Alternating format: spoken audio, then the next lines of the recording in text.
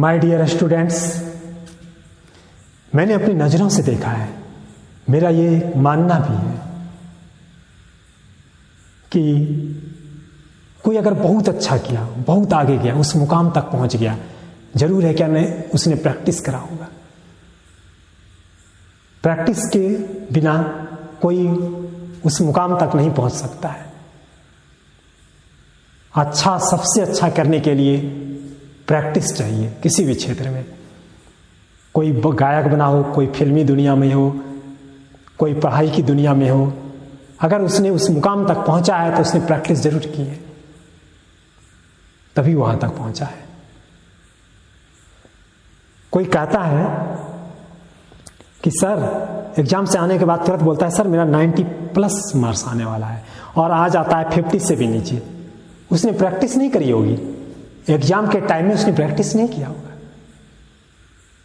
वो टैलेंट था, जानता था कि सारा क्वेश्चन मेरा बन जाएगा, लेकिन एग्जाम में जाने के बाद उसे कंफ्यूज हो गया। वो क्यों कंफ्यूज हुआ? क्योंकि वो उसने प्रैक्टिस नहीं किया। अगर प्रैक्टिस करता तो रिजल्ट जरूर बनता।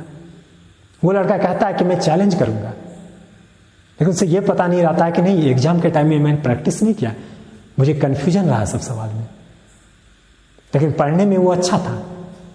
ऐसा होता है बहुत सारे स्टूडेंट्स में, ऐसा मैंने देखा है। इसी बीच मुझे एक कहानी याद आ रही है, जब ऑस्ट्रेलिया और इंडिया के मैच में ब्रेड हॉग ने सचिन तेंदुलकर को आउट कर दिया, उसको बोल्ड कर दिया। तब सचिन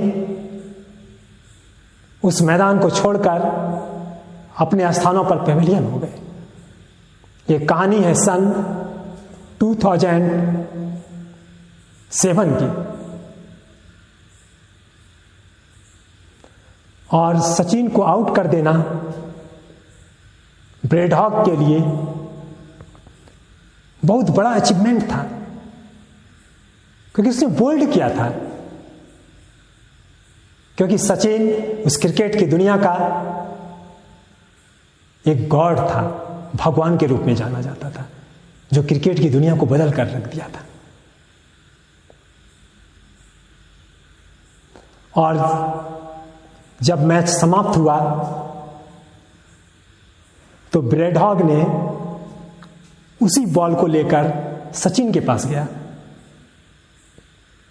बड़े हर्ष और उल्लास के साथ, और बोला सर, मैंने आपको बोल्ड किया है, और इसलिए इस बॉल पर आप अपना ऑटोग्राफ दीजिए, क्योंकि आज मेरे जिंदगी का बहुत सुनहरा दिन है। तो पता सचिन ने क्या लिखा?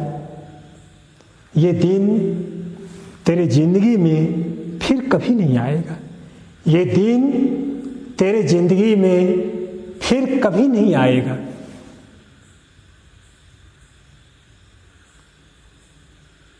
और ऐसा लिखने से उसका माइंड का तार छोड़ दिया।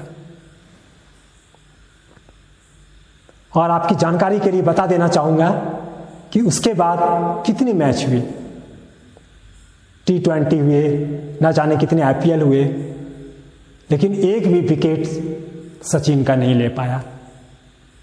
क्या सचिन जब लौटा होगा घर उस सेंटेंस को लिखने के बाद, तो वो क्या घर पे जाके बियर पी रहा होगा? क्या वो सैंडविच और डोसा खा रहा होगा? क्या वो मलाई खा रहा होगा? क्या वो मस्ती कर रहा होगा? हाँ, एक के साथ मस्ती कर रहा होगा, एक के साथ पागल हो गया होगा, एक जिद ठान लिया होगा। वही एक सेंटेंस, क्या कॉन्फिडेंस रहा होगा यार उस सेंटेंस को लिखने के बाद उसके अंदर, कि उसको उसके लायक बनना है, उसको प्रूव कर देना है। उस सेंटेंस को लिखने के बाद उसने कितनी प्रैक्टिस करी होगी, खुद को जला दिया होगा। एक बात आपको कह देना चाहेंगे, अगर सूरज आपको उठाता है ना,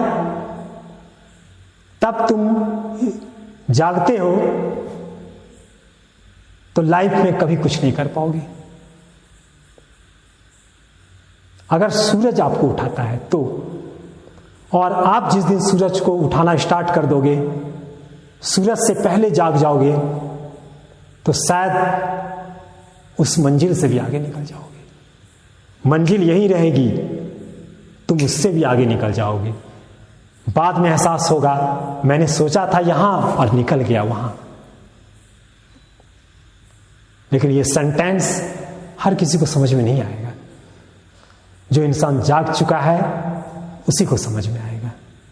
ऐसे जागे हुए इंसान या तो सर्वपल्ली राधा कृष्णन हो सकते हैं, या स्वामी विवेकानंद जैसे देश प्रेमी, या तो न्यूटन हो सकते हैं, या आइंस्टीन, जिन्होंने दुनिया को एक नया टेक्नोलॉजी दिया, या तो वीर कुंवर सिंह हो सकते हैं, या भगत सिंह, जिन्होंने अपने देश के लिए अपने आप को न्यौछावर कर दिया।